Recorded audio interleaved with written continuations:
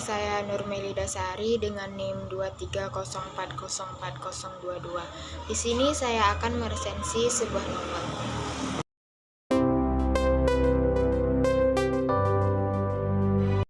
Novel ini menceritakan tentang bagaimana seorang anak laki-laki yang bernama Hanafi telah mengalami pola asuh yang salah.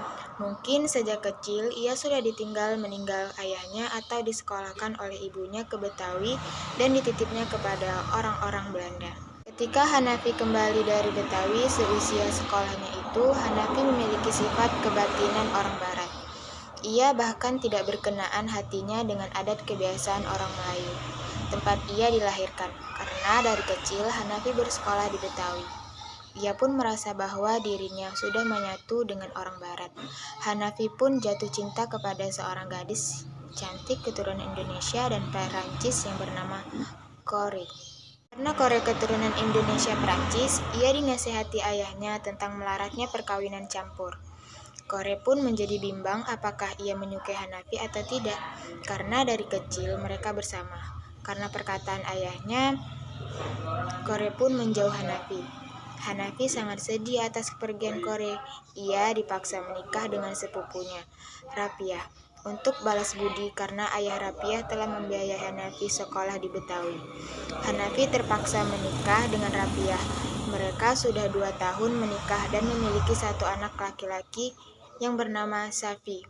Hanafi selalu berwatak kasar kepada ibu dan istrinya. Ia mengasingkan diri dari pergaulan bangsanya.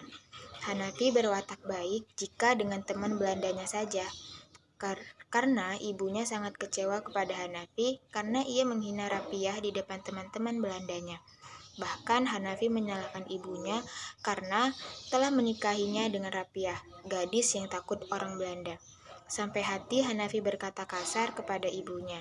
Dia sangat menentang apapun yang ibunya bilang, sehingga Hanafi digigit anjing gila dan mengharuskan ia berobat ke Betawi. Di Betawi, Hanafi bertemu dengan Corey, dan mereka menikmati hari-hari bersama, tanpa memikirkan Rapiah dan ibunya di kampung. Hanafi meminta persamaan hak dengan orang Belanda. Hanafi rela keluar dari bangsanya sendiri dan berpisah dengan ibunya demi Corey. Ia sama sekali tidak mempersalahkan jika harus berpisah dengan ibunya. Sampai akhirnya Hanafi meminta Corey untuk menjadi istrinya, tetapi pertunangan Corey tidak disetujui keluarganya di Gunung Wayang. Corey dan Hanafi pun menikah diam-diam, tetapi lama-kelamaan orang juga mengetahui, sehingga mereka dijauhi oleh orang-orang karena perkawinan campur. Bahkan suatu hari Hanafi menuduh Corey berzina karena ada patung rokok di rumahnya. Hanafi sama sekali tidak ingin mendengar penjelasan Corey, sehingga akhirnya Corey pergi dari rumahnya dan ketika dalam kesulitan ia bertemu dengan Nyonya Hansen, disuruhnya Corey untuk tinggal di Surabaya. Hanya Piet, sahabat Belanda Hanafi, yang mau menerimanya tinggal di rumahnya. Dinasehatinya Hanafi karena telah bertingkah laku seenaknya kepada ibu dan kedua istrinya. Hanafi terpelajar, tapi di dalam rasa dia buta dan tuli. Hanafi sudah terlalu berwatak orang Belanda sehingga ia mengasingkan diri dari pergaulan bangsanya. Hanafi sangat mencintai Corey, lalu ia pergi ke Surabaya. Ternyata Corey di rumah sakit mengidap kolera. Sesampainya di rumah sakit, Corey dan Hanafi saling bermaafan. Corey pun meninggal dunia. Hanafi sangat sedih atas meninggalnya Corey. Ia bahkan tinggal semalaman di makam Corey. Hanafi pun memutuskan ke Solo untuk meminta maaf kepada ibunya. Rapiah masih sangat mengharapkan Hanafi sebagai suaminya. Ibunya pun juga sudah banyak memberi masukan kepada Hanafi, tetapi tidak diindahkannya. Hanafi kekeh dan cintanya kepada Corey. Kekeh dengan cintanya pada Corey. Hanafi sudah tidak ada cita-cita yang harus digapai, yaitu Corey, sehingga ia meminum obat sublimat yang meregang nyawanya. Kelebihan dari novel ini yang berhasil disajikan dalam novel ini oleh sang penulis mengangkat tema pernikahan antar bangsa yang menimbulkan banyak persoalan dan juga tentang bagaimana seorang yang sudah ada pola salah asuh tetap mempertahankan apa yang menurutnya benar dan bahagia. Sehingga pembaca mendapatkan banyak sekali pelajaran yang dapat dipetik dari kisah salah asuh Hanafi.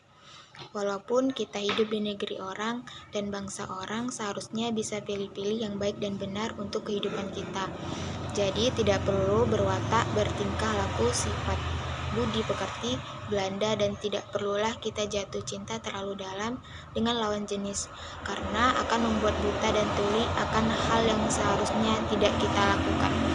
Kekurangan novel Salah Asuhan adalah terlalu panjang, dialog percakapan antar tokoh, sehingga pembaca agak sulit untuk membaca cepat dan mengefisienkan waktu karena banyaknya halaman. Di samping dialog yang terlalu panjang, terdapat juga kisah yang hanya diceritakan lewat tulisan, tanpa dialog, sehingga terkesan tidak terlalu penting kisah tersebut. Pembaca akan merasa sulit memahami maksud dari penggunaan bahasa Melayu, Belanda, atau Prancis, sehingga membuat terhambatnya dalam memahami bacaan.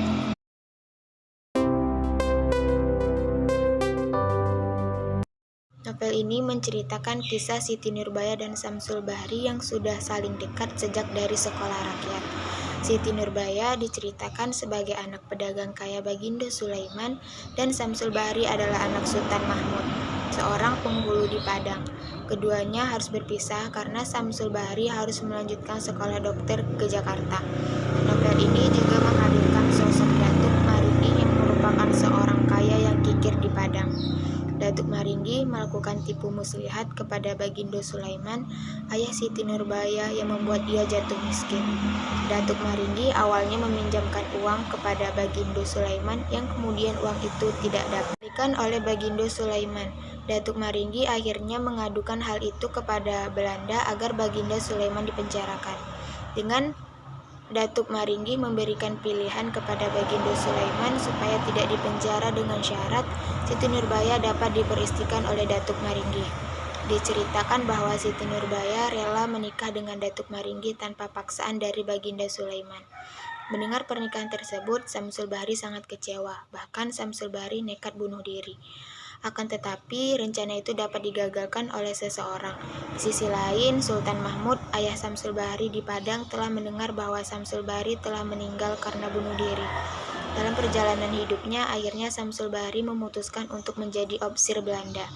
Dalam penugasannya, ia dikirim ke Padang untuk memadamkan suatu pemberontakan di sana. Di medan inilah Samsul Bahri akhirnya bertemu dengan pemberontak yang dikepalai oleh Datuk Maringgi.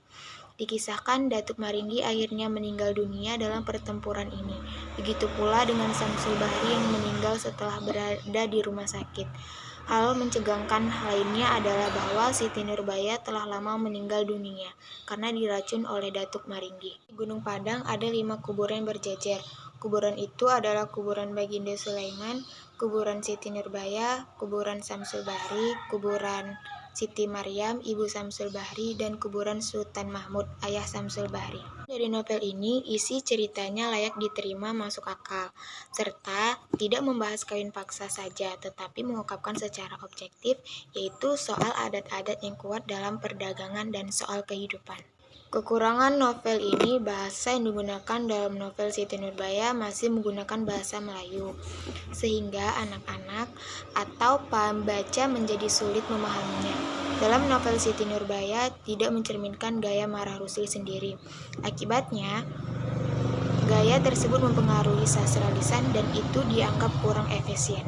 Sekian resensi novel dari saya akhiri. Assalamualaikum warahmatullahi wabarakatuh. Sampai jumpa.